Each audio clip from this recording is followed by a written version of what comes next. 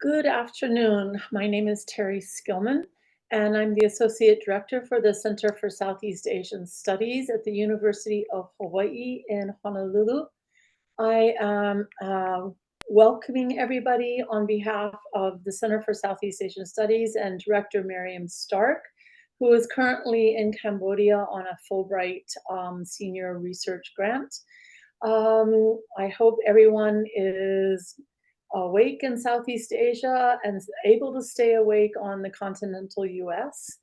I'm going to turn over the moderator microphone to Sopheak Chann, who has organized this panel on behalf of us. This is for the Loose Transitions Grant, and the title of this particular session is Rewriting Southeast Asia, Data and Publication. So Sopheak, please take it away. Good evening from Michigan State University. My name is Sopheak Chann. I am a visiting fellow at J. Madison College, and I will be your Michigan State University, and I will be your moderator today on our webinar series on the today we will be talking about the fourth of the Decolonizing Southeast Asia webinar series.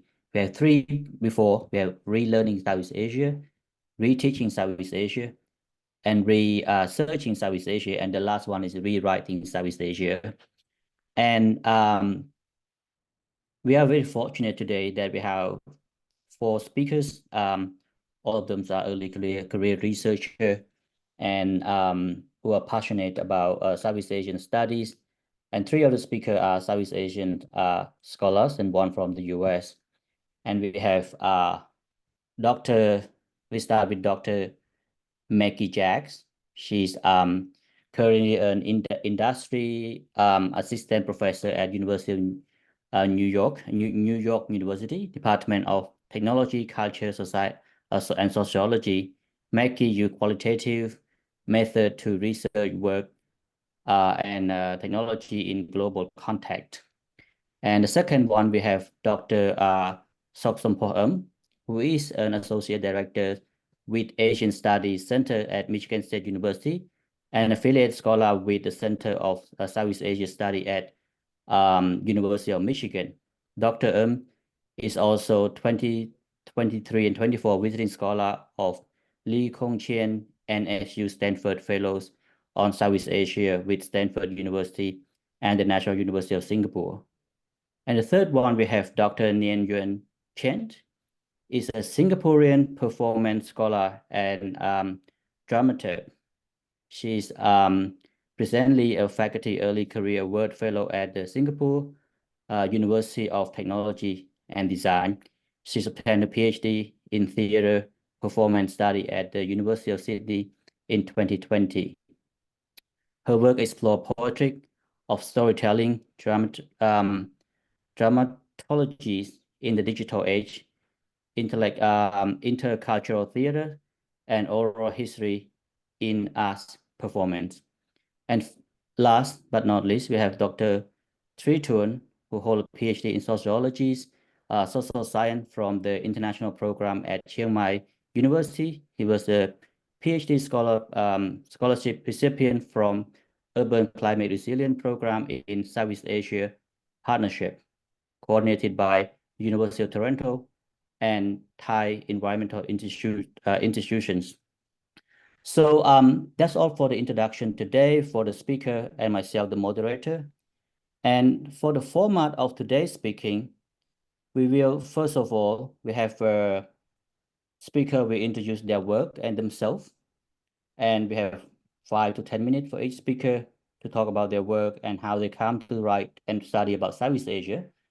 And then we move on to the next section where I myself, as the moderator, will introduce a few prepared questions for the speaker to discuss. And finally, we open up to the floor for the open discussion. So now we start with the introduction. We will start with Dr. Maggie Jacks, who will tell us about who she is, what she has been doing, and why she be interested in Southeast Asia study, particularly about Cambodia. Please, Maggie.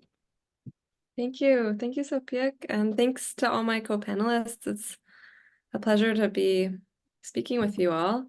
So I'll just share my screen. So a little bit about me. I have had perhaps an unusual set of experiences which have brought me to where I am now. I'm currently an industry assistant professor in the Department of Technology, Culture, and Society at NYU, and I'm affiliated faculty in NYU's Department of Anthropology. My undergraduate and master's discipline was in the history of science, which is closely aligned to what Cornell and many other institutions call science and technology studies. Before starting my PhD, I worked both in the tech industry in Silicon Valley, in a cross-border tech, media, telecom mergers and acquisitions firm, and in the international development community for the Clinton Health Access Initiative. And this combination of experiences made me deeply curious when I started my PhD back in 2014 about the ways that new digital tools were circulating in the world and the complexities and ambivalences associated with their entries into societies and different ways of knowing.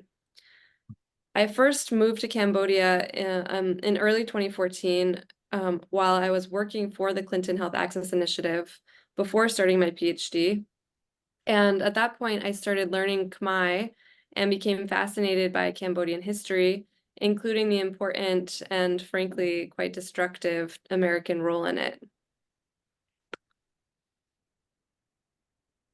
Today, my work straddles two primary disciplines. First, human-computer interaction, and the second, science and technology studies, which I've found through kind of my years of working in Southeast Asian studies tend to be a bit underrepresented in our area. So I'd love to talk more about these in the panel if time permits. I also, though, do rely on kind of broadly the critical social sciences, including post-colonial studies, anthropology, and development sociology. So my core methods include ethnography, and I've been trained as an interpretive ethnographer and also in grounded theory. I do a lot of interviews as part of my ethnographic method. I do participant observation, and I like to do participatory art, mapping, and design. And here's one image of such an event in Cambodia at the Sasa Art Project, which is sadly closing. I think many of us might be familiar with this organization. They were a partner in my dissertation project. I also do archival research. When relevant, I use quantitative analysis, and I also use computational tools to do qualitative analysis, such as sentiment analysis, for example. My dissertation project was recently published as a book. It came out in 2023 by the MIT Press. It's called Media Ruins, Cambodian Post-War Media Reconstruction and the Geopolitics of Technology. The book discusses the history of the media sector in Cambodia, starting with the introduction of media by the USIS in 1955 during the Sihanouk era. The book then skips over the war period and focuses on the reconstruction of media, starting in the PRK period, then moving to the UNTOC period. The second half is ethnographic and discusses 3 projects of young media creators who find, repair, and disseminate media artifacts from before the war period, often using social media tools. And in the book, I argue that what I call infrastructural restitution is a way to understand how historical documents can act both as a form of subtle protest and also a way of healing. And I kind of build this concept using literature from feminist STS, repair studies, and post-colonial studies. I'm now working on some new projects about alternative logistics. So I really am interested in the ways that kind of tools and processes and technologies connect us in the world. And I'm now thinking about how we can, think about alternatives to kind of like the traditional supply chains that we see today, like things like Amazon, in ways that are more caring, more affectively positive, and potentially more sustainable. And I'm also interested in kind of infrastructures of human life. So I've been working on a project with independent creative workers and how they construct work-life balance. So with that, I'm going to pause. I'm happy to take any questions about this, or just kind of, I hope it works into the conversation as we go forward. But thank you. Thank you very much, Maggie. This is a very fascinating topics and very important issues that the world is facing. We live in the technological world with all the medias, and your research is very important. And now we move to the next ones. We have Dr. Sampho. Please go and share your research and yourself. Hi, good morning and good evening to everyone. Thank you, Dr. Chann, for introducing me, and Dr. Terry Skillman. I don't have a slides, but I'm going to just share a little bit about myself, and I'm happy to answer any questions afterwards. So my name is Sampho. I'm currently Associate Director at Michigan State University, and I'm also a visiting scholar here at National University of Singapore and Stanford University. But before that, I was also a postdoctoral fellow with the Center for Khmer Studies. I have also worked with the Clinton Health Access Initiative before I went to, after my PhD, before I went back into academia as a senior analyst, working on the global health and based in Southeast Asia. So what motivated me to do research in Cambodia, I guess it's not surprising. I myself is from Cambodia, and I speak the language, and I grew up in Cambodia until I went to high school, undergraduate, and graduate schools. But I've been back to Cambodia a lot, like every year, and what motivates me to start to do research, to do a PhD and to do research about Cambodia, mainly because as a millennial generation, I grew up during the transformative period in Cambodia in the 90s and 2000s. So I witnessed a lot of changes in Cambodia, from a completely kind of a war-torn country post-conflict in the 90s to 2000s to now. Cambodia is completely different from when I was a young person. So I became curious in how, not became curious, but I became interested in understanding how a post-war country has been shaped by international actors through many different ways, including international aid, loans, and also with diplomatic relations and so on and so forth, and also a country with so many regime changes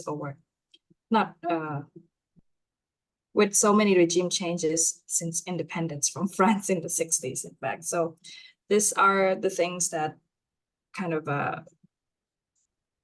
motivated me to study my own country and have better understanding of the political economy of my country. So this led me to work on my PhD research on how the Cambodian government employ multiple policy strategies to maintain their, especially the current ruling party, having ruled the country since the 80s, how they continue to maintain their dominance in Cambodia until now.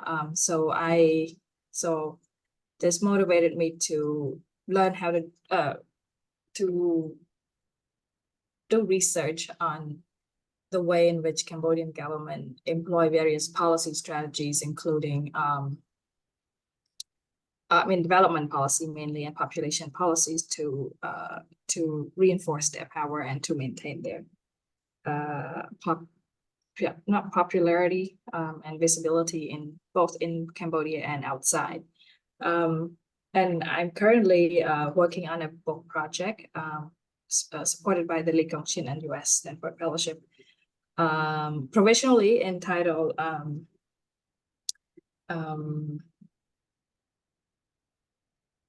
Empowering the State and Building Cambodia's Welfare Policy Impact.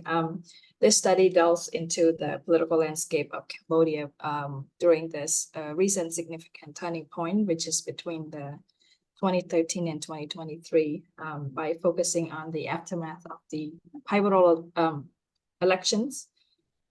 In 2013, the contested one that shaped the country's political trajectory, returning into a one-party state. And that's my current work. And my works mainly rely on qualitative method and some ethnography too. I employ mixed method, but it's mostly qualitative interviews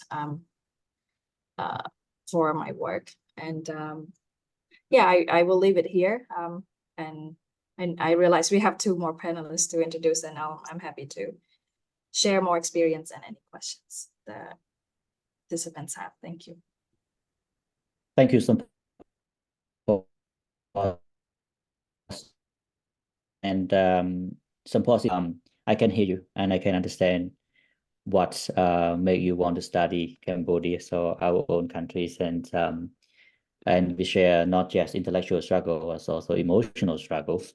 And I would like to hear more about that. And thank you very much for this very fascinating also research and also brave. Let's hear from and also just to add on this, please, if you have any question, please post into the Q&A chat box, and then we will read it to the speaker, or you can also ask the speaker directly during the Q&A sessions. And now we move to Nien. Nien, please go ahead and share your research and yourself. Thank you so much. Yeah, hold on, let me just share my screen. Yeah, okay. So yeah, thank you so much for the fascinating sharings by Maggie and Sopheak. So yeah, I'm Nien. I'm a performance scholar. I graduated from my PhD at the University of Sydney during the pandemic, and then I moved back to Singapore in 2021. And I'm currently based at the Singapore University of Technology and Design. So my research and practice, broadly speaking, explores the storytelling and oral histories as performance in the Southeast Asian / Singapore, and mainly Singaporean context. My work actually on this spans a broad spectrum of performance, including but not limited to live theater, carnivals, digital and new media technologies, and culture. And I divide this work into 3 different interdisciplinary portfolios that intersect and support one another. So one is live history telling as performance and performative. The second is dramaturgy and creative praxis in theater making. So for those of you who don't know, dramaturgs are basically kind of consultants consultants to playwrights, to directors on how to sequence action in meaningful ways. So that's also part of my practice and research.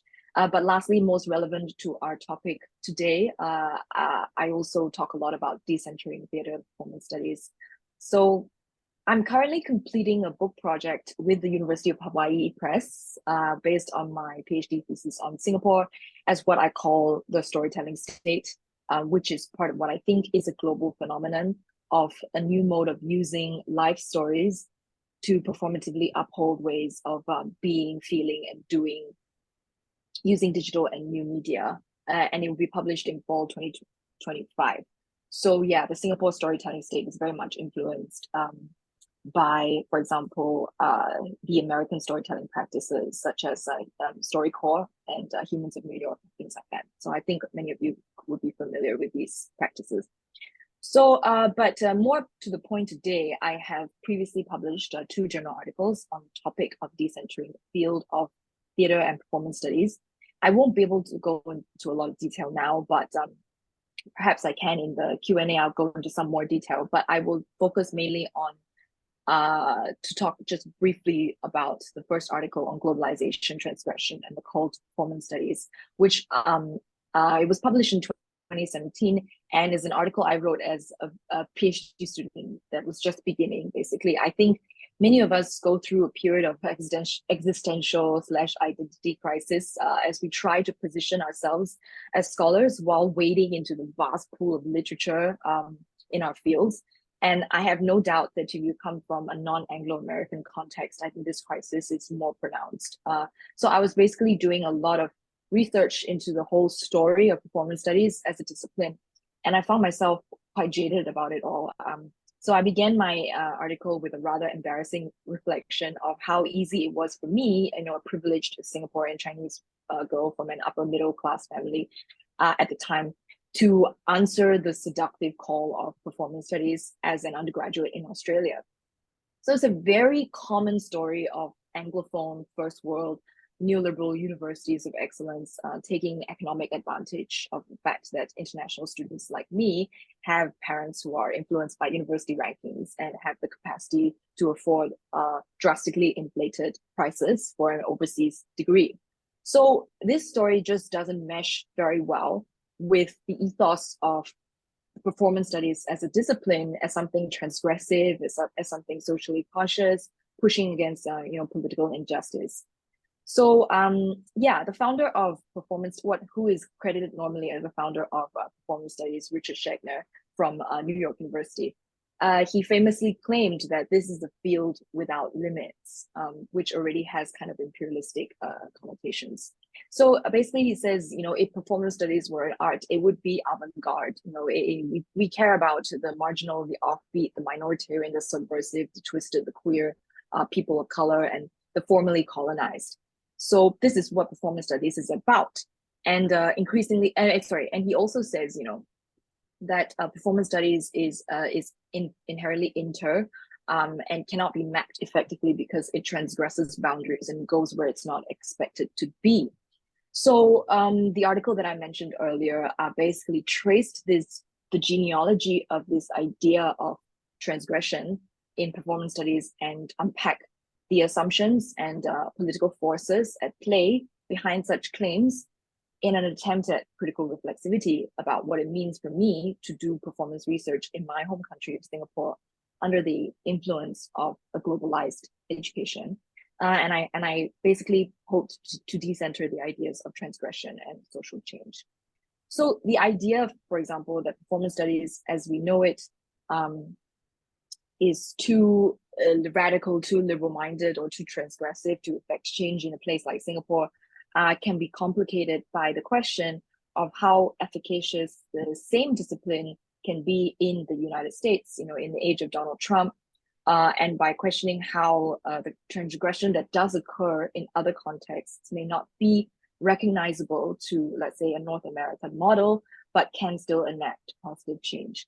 So in recent years, performance studies has become more cognizant of the implications of its globalization. So last year, I attended a performance studies international conference in Johannesburg, South Africa, the first time it was held in Africa after decades, which ended with an absolute bang when conference organizers basically stripped down the polite, pleasant host masks and truly started to interrogate the biopolitics of conferencing and publication in academia in the margins.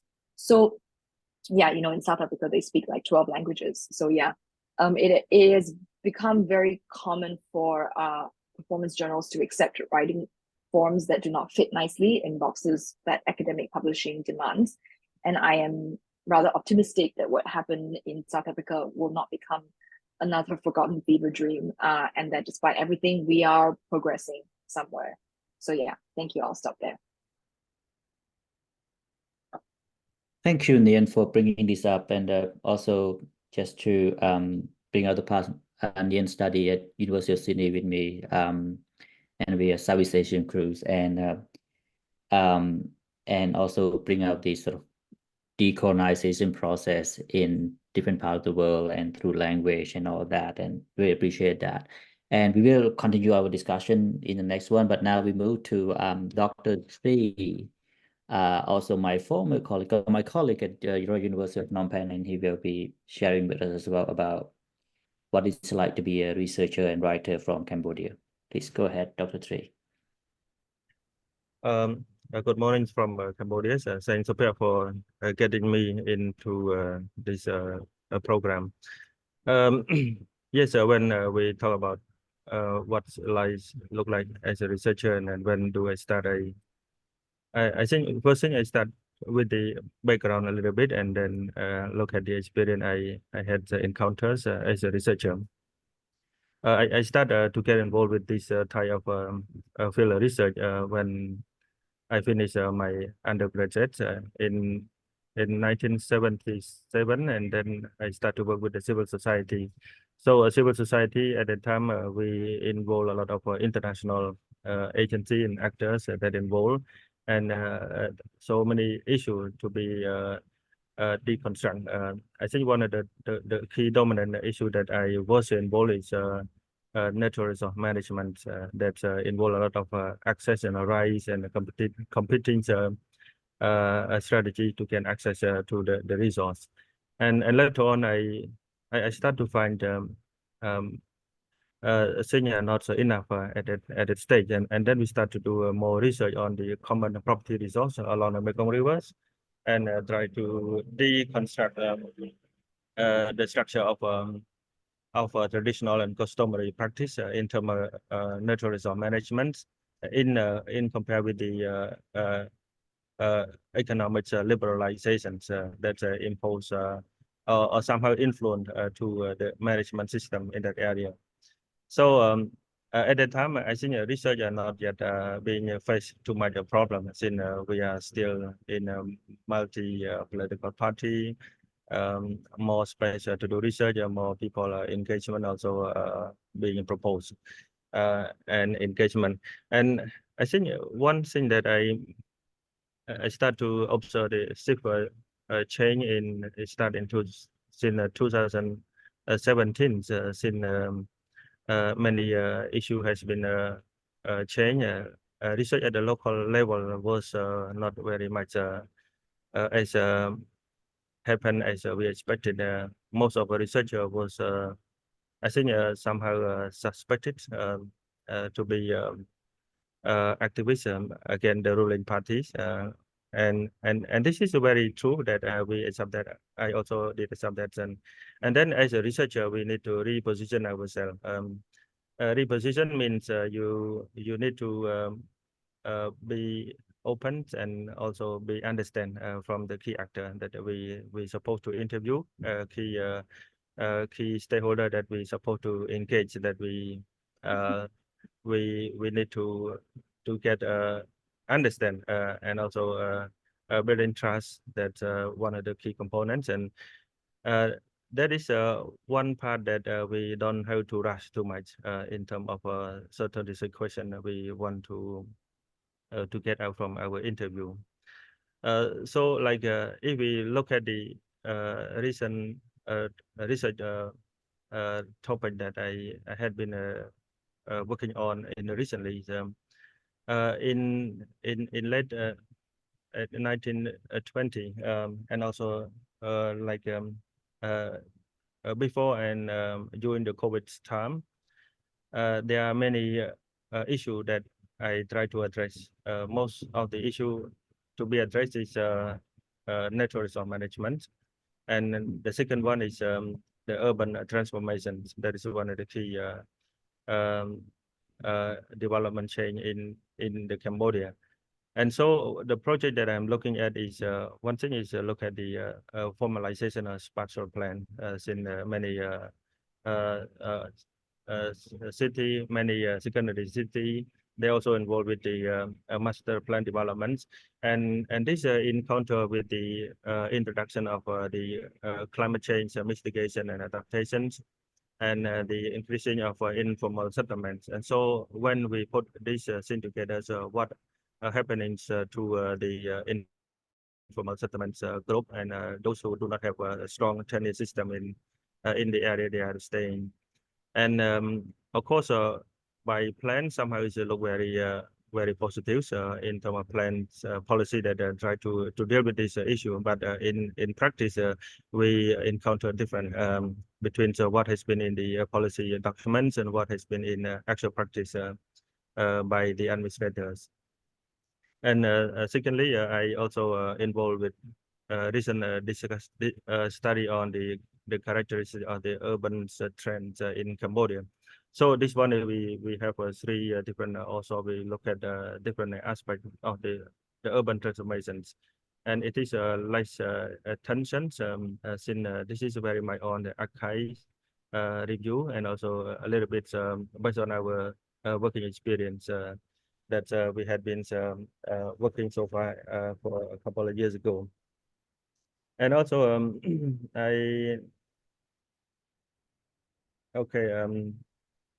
and yes, one of the others project that I work very closely is we call urban just mitigations.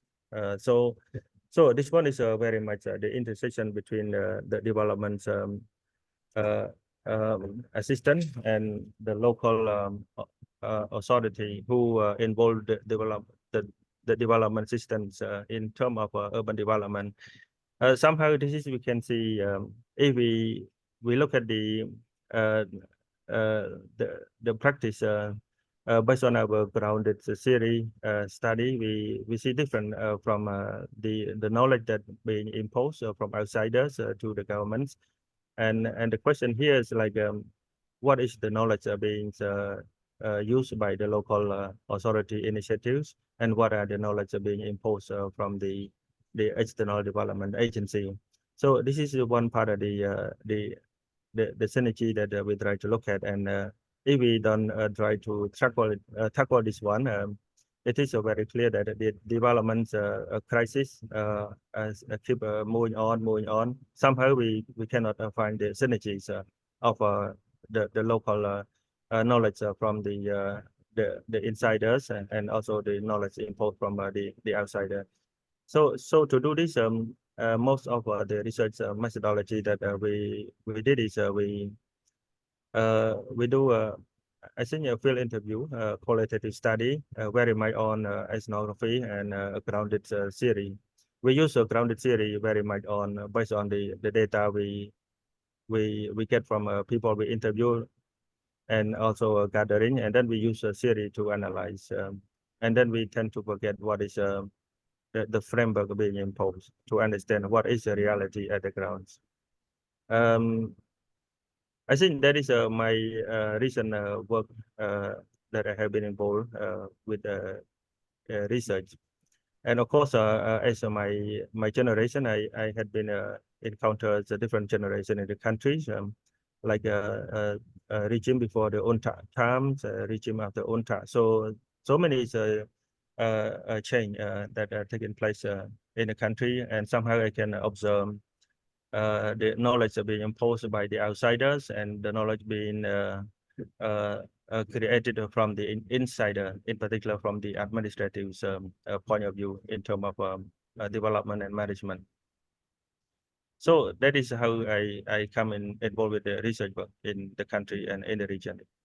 Yeah, I don't have very long to share, but yes, you can ask me also. Yeah, thank you. Thank you, Dr. Trees, and I can hear you as well that it appears that our intellectual from Cambodia who sort of working, presumably we're using our own knowledge, but it seems like the knowledge comes from somewhere which is sort of mimicking it and reproducing it.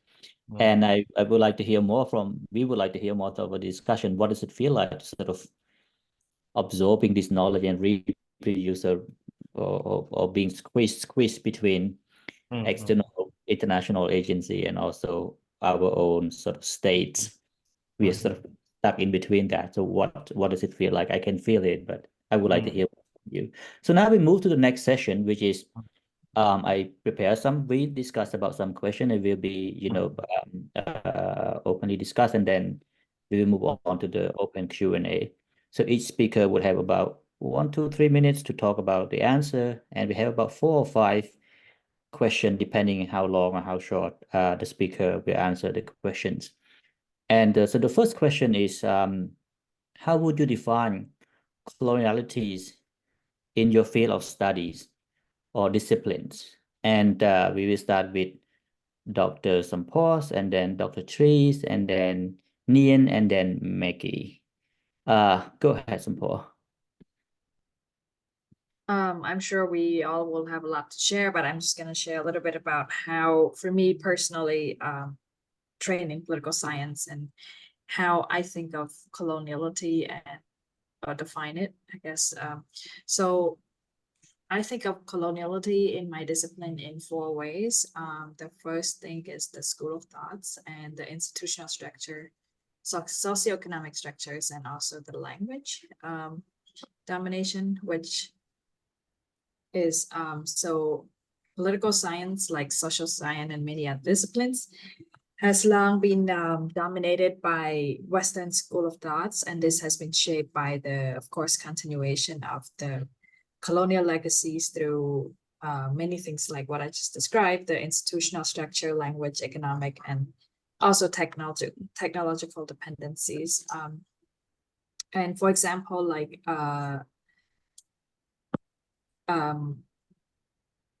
as we can see, even in today, credible resources and literatures on that we're using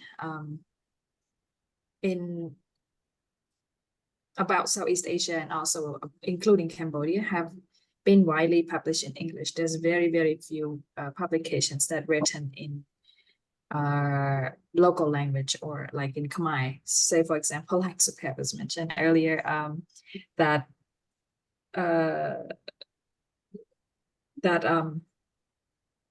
we think of it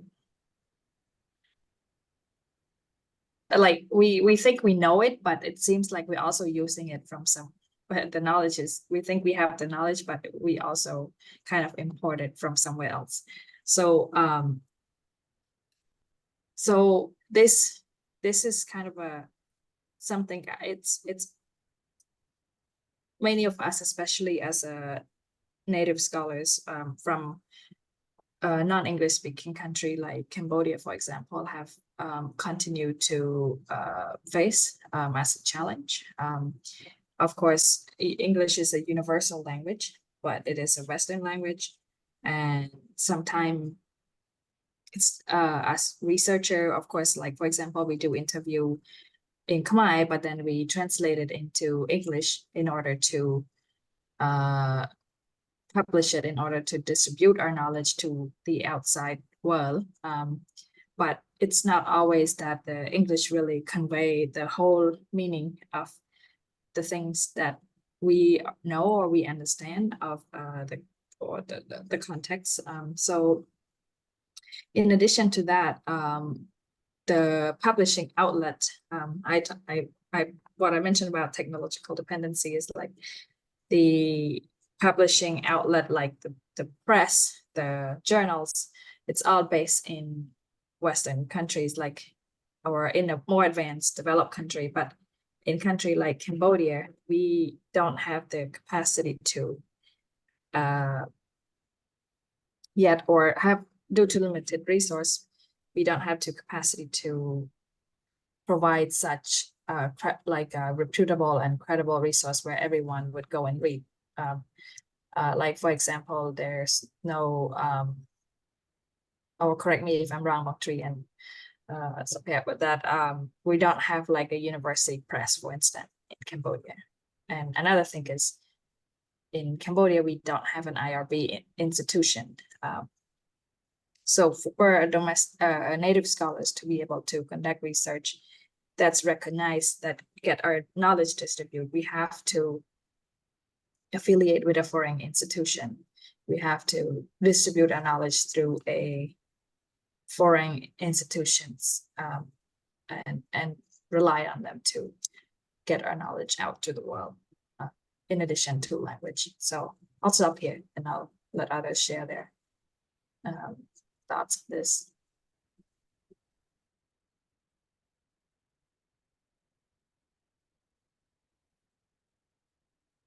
You muted, Wang Sopheak.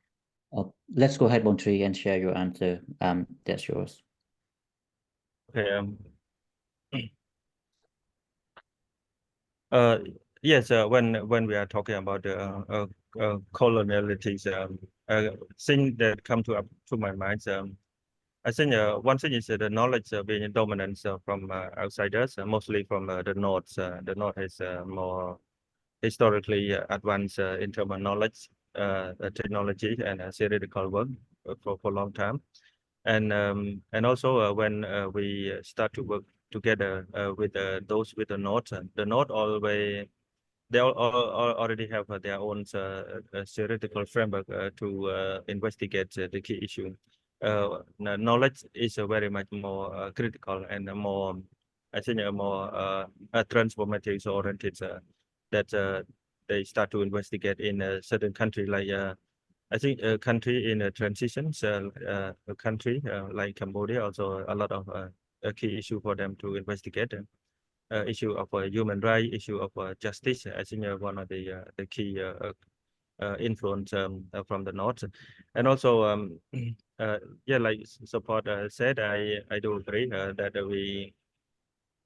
we are not ready yet with the ILB and university press. That's very much loosely as a researcher somehow the research from our side in terms of accountability and responsibility also not very much strong compared with them. And yes, somehow a lot of things, like for instance the term of data. The term of data somehow it's we may not be able to find originality from the Cambodian, but it has been introduced, recently in the sub like a sub national development program introduced, and so start to have the term data. So they try to translate into English, so into Khmer. So what does it mean? And then try to understand what type of data we need to construct to impose on the development intervention, to impose on administration and management. And then this subsidiary data also subject to be manipulated somehow. The complexity data has been ignored, and the simplified data has been used to serve as a knowledge and the power to control and to administer. That is one thing that I have been encountered. I have observed as a colonialist. Somehow we cannot separate from what is being imposed as a colonialism, but it continued to be adopted and modified in the countries to use. Somehow you adjust, somehow you use very unconsciously. Yeah, that's my own observation on this one. And of course, if we examine the social science theory, of course, a lot of social science theory are being constructed from Europe and the West, that are being imposed to in the countries. Yes, somehow we need to seek the synergy between the insider and outsider. So knowledge can be synergy in certain level, but we have not been encountered very much on this part of encountering them. So this is what I can understand. Firstly, what is colonialism knowledge in the country. Yeah, thank you. Thank you, Bontri. It's a very important issue that you raised about the geography of knowledge and whose knowledge can serving whom, and who want the data to be in a certain way, so that it serves a certain group's policy or politics or ideologies, and also the root of how we look at things is not come from necessarily come from us. So that's a geography of knowledge and pluralities that is, or neo-colonialism that is still happening in academic thinking. And now we have Nien from Singapore. Will be very fascinating to hear from your point as well, as a very developed countries in Southeast Asia. Hi, thank you so much, Sophie. Yes, so Yeah, in response to what Dr. Tree and Dr. Sampa have already mentioned, I am reminded of Cheng Singh's book, Asia as Method. And he has this really interesting quote, which is he says that if we have been doing Asian studies, Europeans, North Americans, Latin Americans, and Africans have also been doing studies in relation to their own living spaces. So Martin Heidegger was actually doing European studies, as were Foucault, as were Bourdieu, and Habermas. So European experiences were their systems of reference. So once we recognize, he says, once we recognize how extremely limited the current conditions of knowledge are, we learn to be humble about our knowledge claims, and that the universalist assertions of theory are premature because theory must be de-imperialized. But of course, Chen Guanxing's book is itself quite Sinocentric, and I think some critics have already pointed that out. And as Southeast Asians, I mean, as in Singapore, this is also similarly.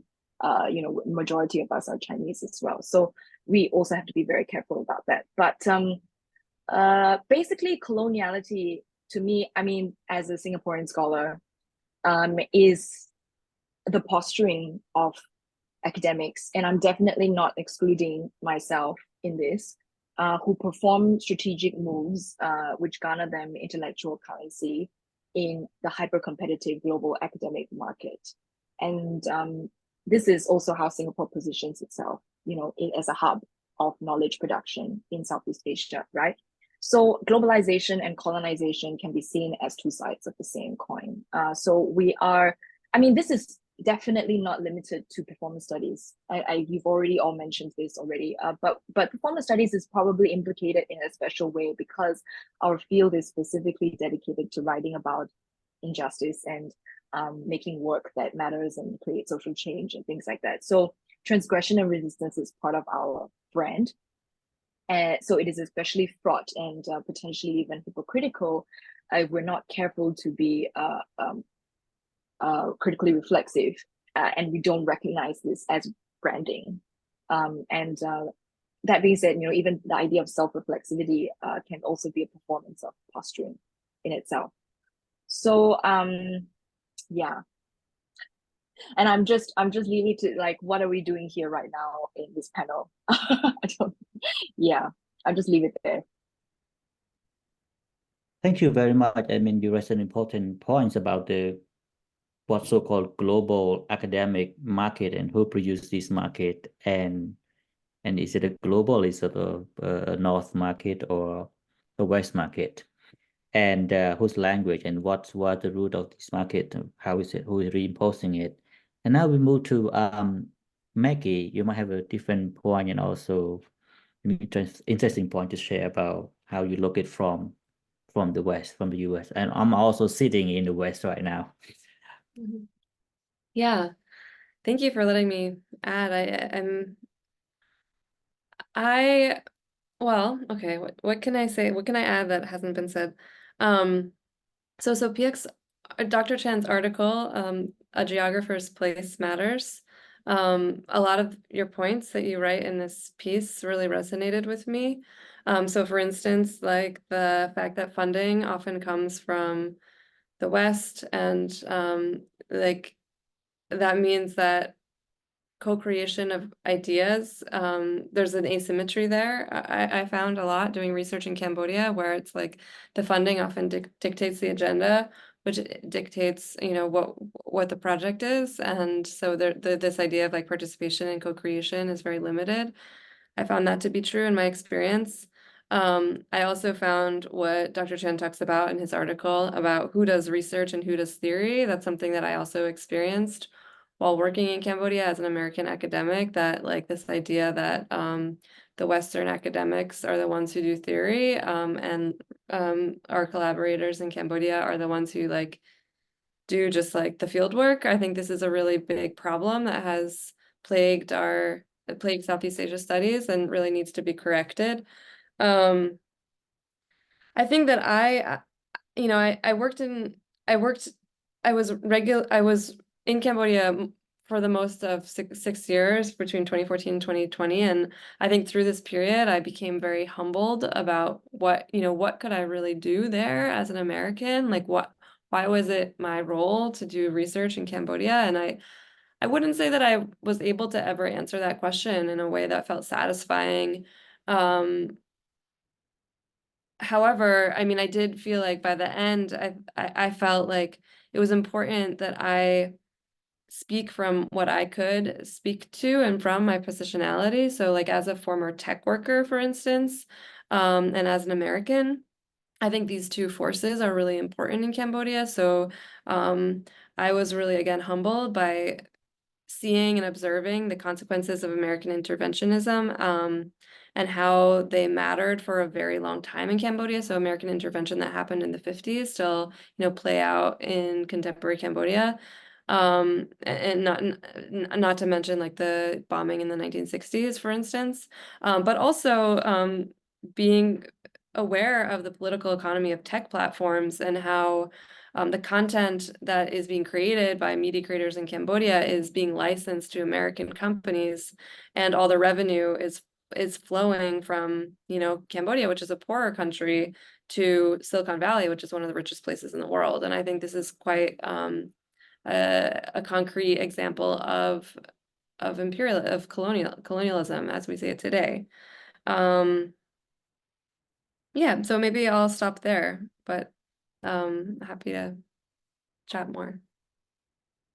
Thank you, Maggie. It's very important that you talk about, like we still need people from the West to research, especially the powers come from there, and what's going on there, the Cambodians just can't the Southeast Asians just go and access to this kind of information, knowledge, infrastructure, technologies, and all of that. So I think decolonization doesn't mean that isolations or cutting all the connection relationship. I think strengthening relationship is part of the decolonization and building the mutual understanding how to move forward and challenge dominant power. That's what we're up to. It's not the isolation that we are sort of up to here. And now we move to the second one. And please, audience, share your question on the chat, and we will, rest it at the end. Second question is back to the writing. So the core of our discussion. So in your writing, who are your primary audience? How have you engaged them? How have you engaged them? What are the key challenges in engaging with them? And how do you choose the publication platforms, form, and why? We start with Dr. Trees, and then Nien, Maggie, and Sampor.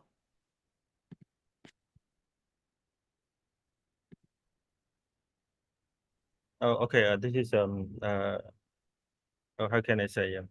Actually, over the past 10 years, I did involve some co-writings, co-author the papers, and I think the first thing is we have a joint project together, and then in the project we identify what are the key output of the project that you're supposed to produce, like peer review papers, policy brief, project report, and also technical report of the project. I think it depends on the target or the target of the audience in each paper. Like some paper we are in a very critical level. So in a very critical level, we focus on the states, top business, and also the donor agencies that we target. That one, what are the hidden agendas that are overlooked? So what is happening at the ground? So for my research, is very much bringing up from the grounds up to the national and the regional level. And also like one project that I work on, the trend boundaries Mekong wetland genders, and we also addressing the regional policy that all policy has a step about the marginalized gender participations. But when we interview at the ground level, at the hierarchy level, so we see different what has been stated in the policy, what has been being in practice, and I think in terms of writing, sometimes we find a lot of disagreements. We end up with you write your own work, I write my own work. That's a big issue that we encounter recently. And sometimes we try to adjust together. Okay, in this section is not doesn't fit well with the Cambodian context. It may generate a lot of a problem with the audience who going to read this paper. I think the audience who read the paper are mostly the policy maker, the decision maker of the country, and so somehow we manage to negotiate, and somehow we end up with withdraw our name. In my case, sometimes I just withdraw my name. And some okay, we can put our name, and some we write separately. You write your own work, I write my own work. So that's somehow it works so far. Yeah. So sorry about that. Yeah. This is true from my side. Yeah. Thank you, Sopheak. Yeah. I may not answer all the question, but something emotionally like that. Yeah. I mean, yeah, I mean, emotion is important. I am very interested in that and how we shape, how we write, and how we talk, and how we express, and it's all emotional. And now we move to the second is Nien. Please go ahead and share. Yeah, thank you, Dr. Tree, for mentioning emotion. Because basically, I'm just going to once a peer reviewer for a Performance Studies Journal article about Singapore that I submitted, they commented on the jarring nature of my absence in the essay. Because, okay, so I quote, based on the abstracts, the author seems to be Singaporean, yet they remain largely removed from the article. So yeah, this imperative to confess who you are is a very performance studies thing, but it is not a Singaporean thing. And in talking about emotion, I think when I write for a more Asian audience, I find myself trying to sound more dispassionate, more unemotional, more theory and data heavy, and taking my subjectivity away from the work unless absolutely necessary. And this is very different from, you know, the kind of autoethnographic kind of approach that many performance studies scholars have. And I don't think many people outside of this region understand how fine of a balance it is to be reflexive, but also have an authoritative academic voice in order to be taken seriously, and sometimes even to be safer, because otherwise you might be accused of trying to politically influence the general public. So amongst, you know, other fellow Singaporean researchers across different fields, you know, I've often joked and gossiped about how, you know, some academics critiquing Singapore are, you know, very clever to obscure their criticism in very heavy jargon, or wait for tenure to do so, blah blah blah, in order to be able to basically live and work at home. So yeah, so for my book, which is for both a Singaporean and a broader international audience, I had to be very careful about striking this balance. Yeah, so it is a struggle, but I hope I have achieved it. Yeah, like another art in itself, the performance, or, you know, emotional performance, and also expressed in the written form, the choosing the language. How do you choose it right, express it right in English, I assume. That's a challenge. And now we move to Maggie, please. Yes. So I typically, I mean, I think one thing that's challenging as an American academic is that, as I think a couple of people have noticed before, it's like our publications are tied to our promotions and our like kind of security in the academy. So for me, in order to, you know, I just recently secured a full-time position, but in order to do so, I had to publish in venues that are legible to my discipline. So these include things like top-tier conference venues and STS journals and an American publishing house. So I worked with MIT. And it's challenging to get these venues back to my participants in Cambodia. So just to speak about the book, I've been trying to figure out a way to best get the book to people in Cambodia, and this has been a lot more challenging than I anticipated, because the bookstores are afraid that, you know, there's this like big tax that the Cambodian government is adding on top of American academic books. And then the price is already quite expensive because academic publishers don't have a lot of revenues. So like the total cost is much more expensive than any than many Cambodians would want to spend on a book. The book is actually open access, but I was a bit surprised to learn that the MIT open access is actually only open access to those with an agreement through their library to have open access with MIT. So in practice, this means that not many university students in Cambodia have the open access to the book. So I had to actually like send books to a friend in Cambodia who then had to pay a tax on them at the post office and then had to distribute them by hand and like distribute them to libraries in Cambodia. So it ended up being a lot more difficult than I hoped. I also find that, and this is true for my undergraduates that I teach, as well as a lot of the undergraduates I've worked with in Cambodia, our time and kind of mental space for reading books is limited. And I think that's just a reality that we have to face. So trying to figure out ways to get the work out there in ways that's really accessible to people, students both in the US and in Cambodia. I think we have to be creative about that. And so I've been thinking about different ways to present work, mostly through presentations and workshops rather than through more and more reading, because like who has time to do more and more reading, right?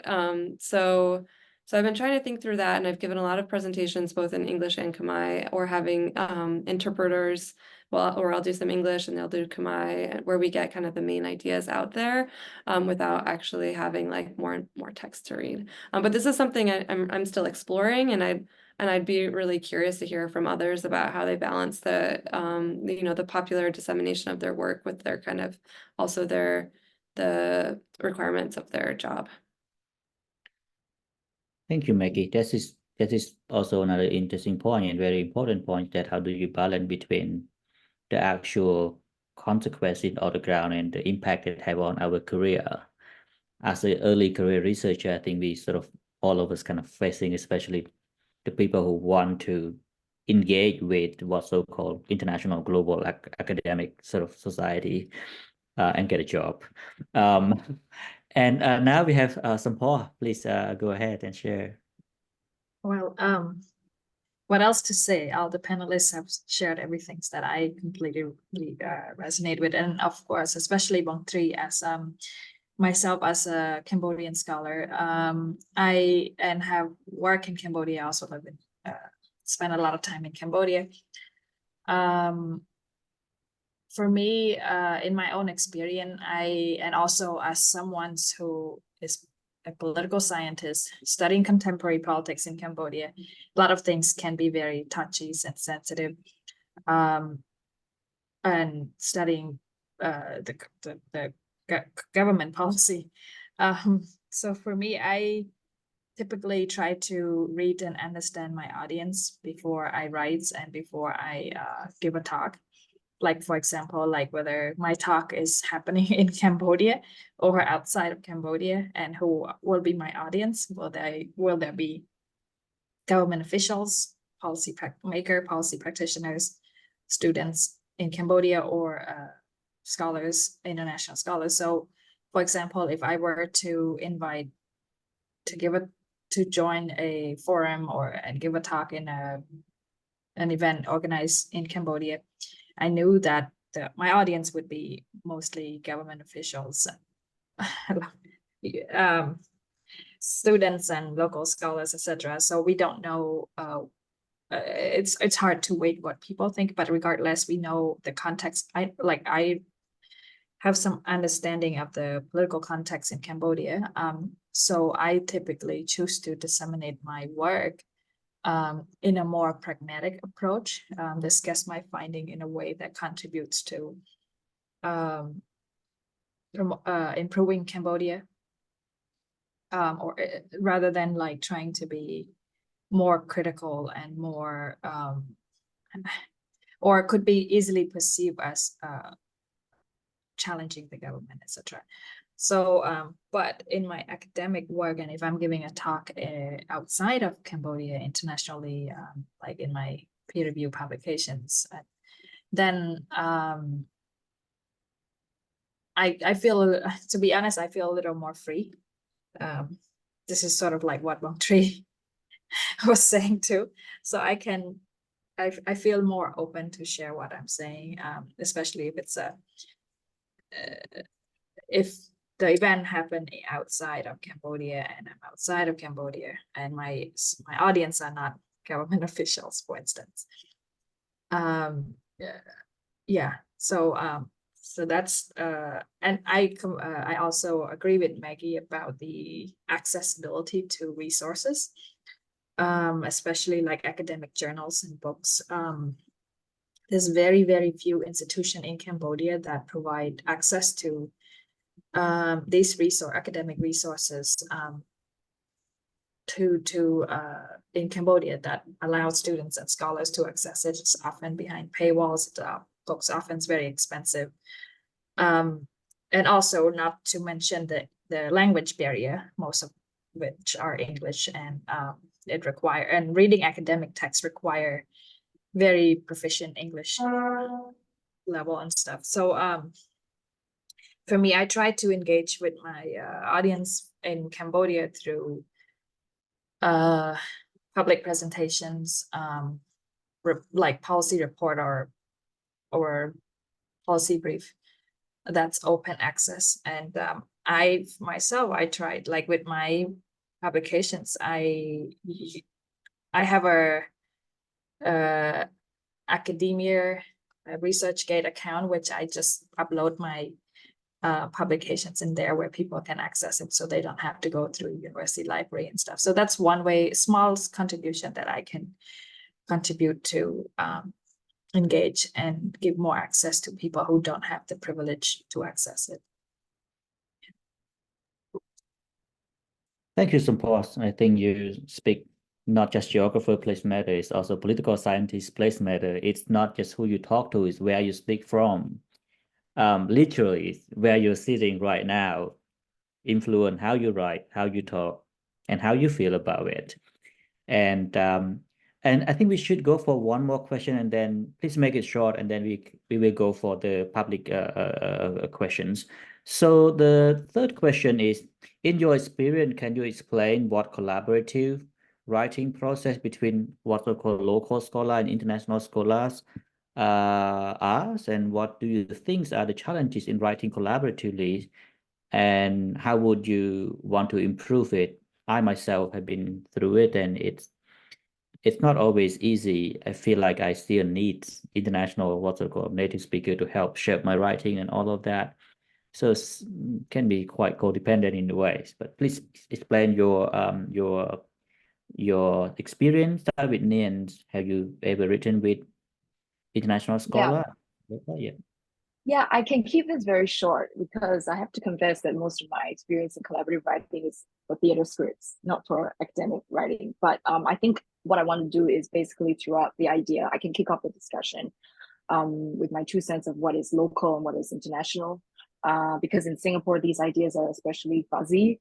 And I'd like to hear what the rest of you think, because many of our universities here in Singapore are basically more than half, sometimes more than half are not from Singapore. It's a very normal thing that they conduct research about Singapore. And many Singaporean scholars like me are cultivated overseas because this is the sort of thing that is valued here. So who is local, who is international?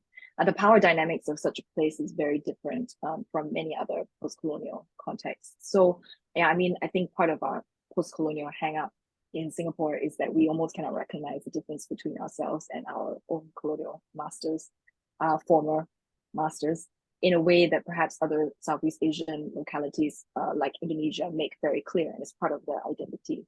Yeah. So yeah, I think I will pass it on to the rest. Yes, Maggie. You're mute. Oops, I've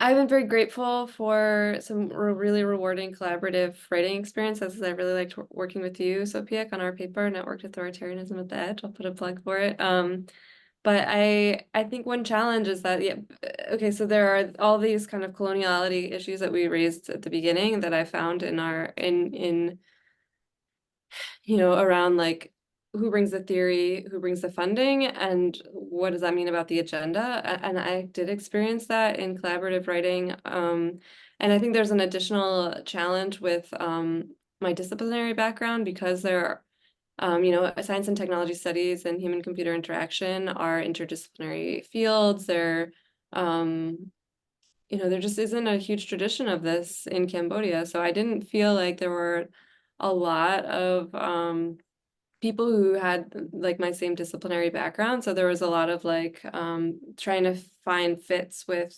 different disciplinary backgrounds where we could have conversations. So like I ended up working a lot with the folks at Sasa Art Projects, and they're mostly art historians there, but I felt like there was a lot of, you know, intellectual and academic overlap, and that allowed us to have theoretical conversations, even if we were coming from slightly different disciplinary backgrounds. So yeah, maybe I'll stop there. Yes, Sampor, please. I guess my experience, I have some experience writing collaboratively with international scholar, actually quite recent. And it's probably a similar experience to many other Cambodian scholars too, who write with international scholar. So my experience has been as a junior and early career scholar and as Cambodian native, writing with an international scholar who are more senior, who are more accomplished, can be quite intimidating in many ways. It often feels, even if you are now like just someone who recently graduated with a PhD and just starting a career, still navigating ways for it and career options, etc. And also writing.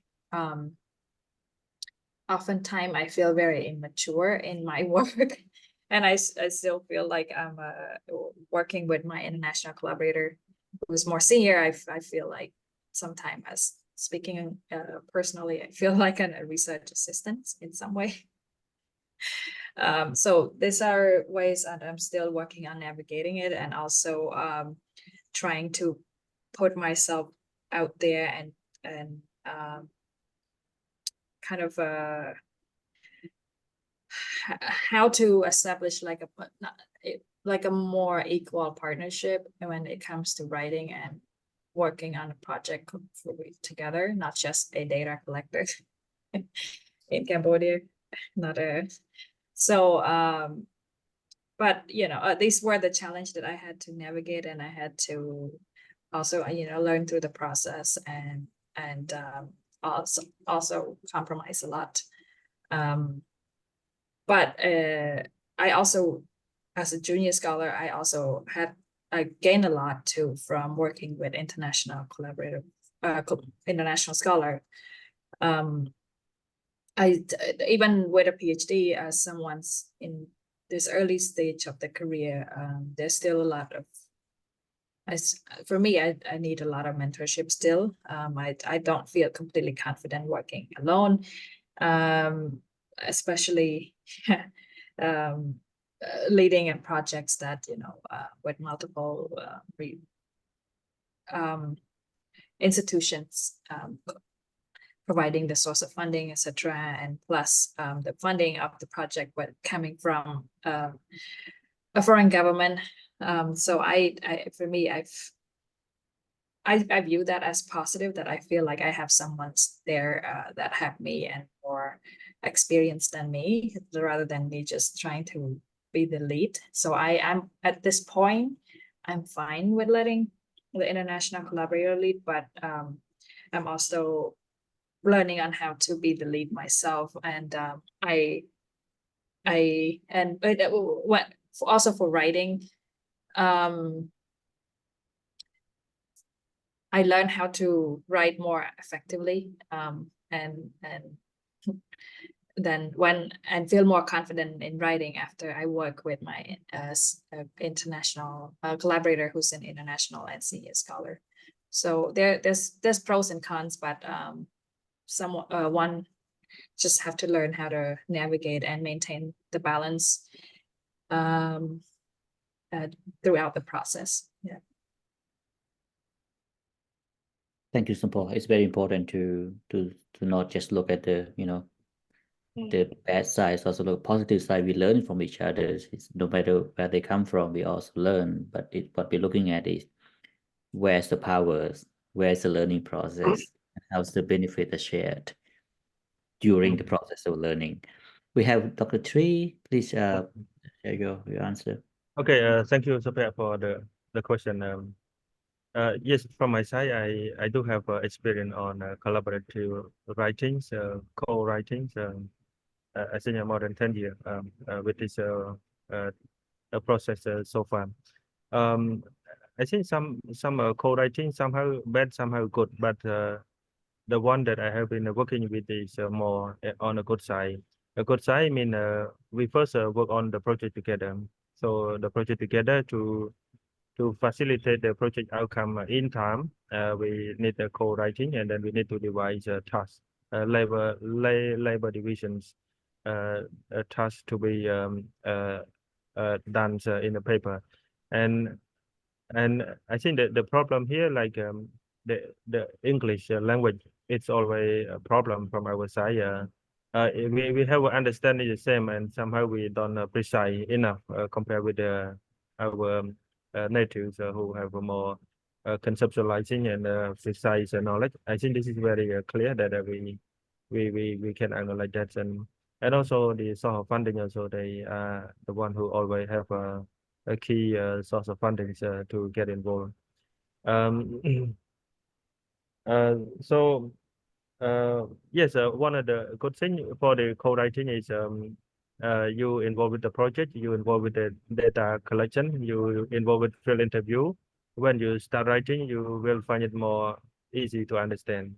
And the second one is theoretical background. If you have very much similar theoretical background, and then you understand very well on the key theoretical that you draw to analyze your paper. Like I think a lot of people talking about Michel Foucault, Max Weber's, Weberian approach and the Kamian approach. So all of these we from the social science, somehow we need to familiar all this and to make it to mention in the paper the statement that we made in the paper. And yes, also and collaborative also very good to understand, like many knowledge, even we are inside the country, we don't know. They know better than us, our collaborators. A lot of policy, a lot of report, a lot of document, and a lot of academic paper, they all know in their hand. So we can learn a lot from the knowledge that they have from this one. I think, yes, collaborative is not very bad at all, but somehow it should not be the checklist for us as collaborators to get the checklist that you don't have any contribution to the paper. That is a very bad thing. So more of the collaborators is writing is to make sure that I personally have a lot of work to contribute to say. I don't have to put my name as a co-author without contributing anything. I don't have to do that. Yeah, that's from my stand that I experienced so far. Yeah. Yes. Thank you, Bong Tree. I think we now move to at least one of the audience questions to start with to Dr. Nien Yuan. For my bachelor's, I study theatrics and performance studies, and now I'm studying political economy. I'm trying to marry these fields as much as I can. I would love to hear from your perspective and experience, because political economy is very rigid structures, saturated, and I would argue very gender field of study. What can you suggest in terms moving this forward, especially in understanding social political challenges, social justice, economic welfare through a performance lens, working closely with the lens of factors, variable of political economy still. Great. Yes. Okay. Thank you so much for this question. I can definitely relate because this is something that I also had to do when I entered the field of oral history, which is admittedly probably not as structured as something like political economy. But what I found marrying performance studies and oral history or a different field is quite useful because performance is special because it lays bare, you know, the backstage or the construction and dramaturgy of phenomena. So I would like to, I mean, I can just advise you to start first by basically understanding how political economy is a performance in itself. And when I say performance, I mean or performance lens, I mean bringing forth the ideas of embodiment, of affect, of emotion, and of framing especially. So how is it framed? So when I married performance studies with oral history, I tried to lay bare also the assumptions behind oral history and its very shallow ideas of what performance is. Yeah, so I would highly recommend John Mackenzie's work also when it comes to political economy, about the whole idea of the ambivalence of performance, that, you know, it blurs the lines between many different kinds of performance paradigms. So not just cultural performance, but also technological, organizational, academic, governmental, financial, and environmental performances. So I highly recommend, if you haven't already, to check out John Mackenzie's work. I'll type it from here. Yeah. Thank you, Nien. We have another question for all the speakers. Hi, everyone. Of our speaker could answer. I dabble in legal research and has recently been introduced to post-coloniality decoloniality study, still doing theoretical reading. This question may be unfair or I may be asking from a point of ignorance. Anyway, so as of now, I'm a bit at the loss of the aim and the goal of the field. What is the form of end goal of this discipline? Is it absolutely peeling off or removing all imperial colonial heritage in the countries? Is it going back to pre-colonial institutions or structures? Is the field of law, how would decolonize look like, especially if we consider that some law are mere adaptation of incorporation of international treaty convention? And thank you. I don't think any one of us is from law background, but if anyone can answer this question, it would be fascinating. Where are we going with decolonialities? Are we going back in terms? So what does it look like to decolonize or remove? So anyone want to jump in and answer the question? Very interesting. Maybe I can go first on this one. Please. I think colonialism somehow we need to contextualize as well, like in terms of urban study. When we talk about urban study, of course we cannot ignore the legacy of the colonial foundations. You can imagine like here most of the city in Cambodia, like in Battambang, in Phnom Penh, the French colonial has led out many things in the past. So somehow it's a continuation, and then to regenerate it's a new way of development and understanding.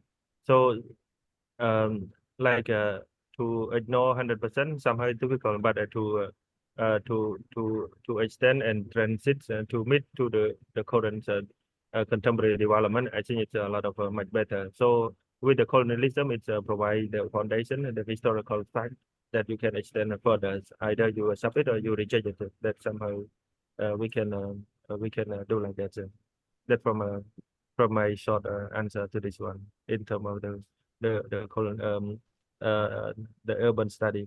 And of course there are so many new emerging issue happen in the city, you know, like issue of climate change, issue of technology, so a lot of things that are taking place, and that colonialism can be the foundation, can be a historical fact that we can extend further to understand contemporary world. Yeah. That is Thank you. what I shortly. Yeah. Yeah, I think it's already in us, it's already everywhere, man. But it's not everything. But it's also look at the the powers, the try to buy the power, like looking for like a effective way to collaborate and not eradicate anything that is actually also useful. Um, anyone else have anything to add on this? Maybe I would just say, like, I think of it instead of going backwards, it's a mode of critique. So if we recognize colonial dynamics in our own research patterns, it's like a call to change and to do better. And I think it's also like so I talked about like we can like observe the replication of colonial dynamics in contemporary issues. So like for the example, the political economy of platforms, I think once we recognize the colonial dynamics there, we might seek alternatives that like might be a local business or supporting a company that has less extractive practices. Right. We can't let go of something if we don't know it's there. So to recognize that it's there before we sort of can work on it. And if we want to let go of it, at least we know it's there.